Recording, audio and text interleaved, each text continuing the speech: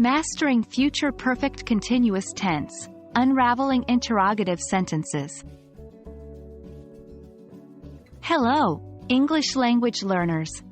Today, we're diving deep into one of the most intriguing aspects of English grammar, the future perfect continuous tense. We'll be concentrating on interrogative sentences. So, fasten your seatbelts and get ready for an exciting journey. The future perfect continuous tense is used to express actions that will start in the future and continue for a specific period, but will stop by a certain point in the future. For instance, by next year, I will have been working here for 5 years. Remember, we use will have been plus verb-ing to form this tense. Interrogative sentences, or questions, are a critical part of English.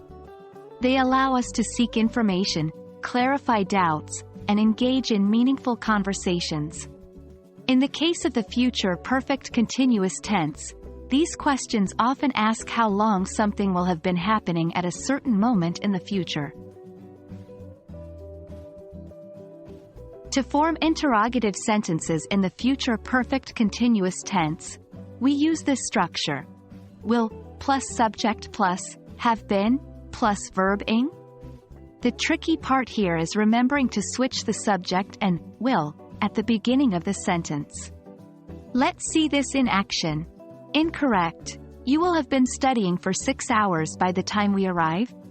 Correct. Will you have been studying for 6 hours by the time we arrive?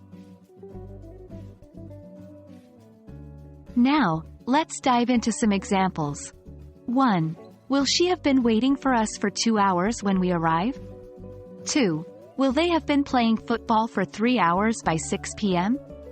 3. Will you have been learning English for a year by next month? 4. Will he have been working on this project for 2 weeks by Friday? 5. Will we have been driving for 6 hours by the time we reach the destination? With each example, remember the structure and make sure to switch the subject and will at the beginning of the sentence. And that's a wrap for today. We hope you found this session on the future perfect continuous tense and its usage in interrogative sentences helpful.